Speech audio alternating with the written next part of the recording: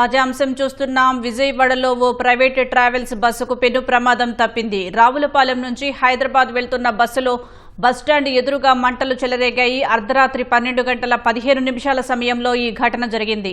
సమాచారం అందుకున్న అగ్నిమాపక సిబ్బంది వెంటనే ఘటనాస్థలికి చేరుకుని బస్సులోని ప్రయాణికులను సురక్షితంగా బయటకు తీసుకువచ్చారు.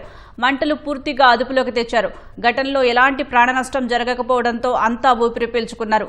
బ్యాటరీ టెర్మినల్స్ వద్ద విద్యుత్ షార్ట్ సర్క్యూట్ వల్ల మంటలు చెలరేగినట్లు ప్రాథమికంగా గుర్తించారు.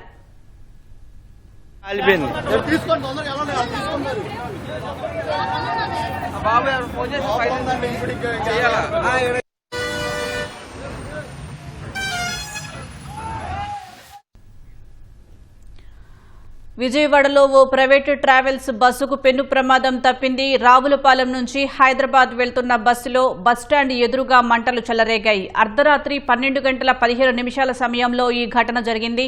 సమాచారం అందుకున్న అగ్నిమాపక సిబ్బంది వెంటనే ఘటనాస్థలానికి చేరుకుని బస్సులోని ప్రయాణికులను సురక్షితంగా బయటకు తీసుకువచ్చారు. మంటలు పూర్తిగా అదుపులోకి తెచ్చారు.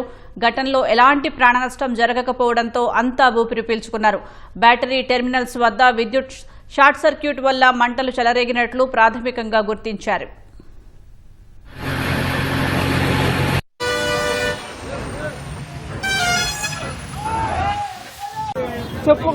మొన్న అలాగే ఫోన్ కోసం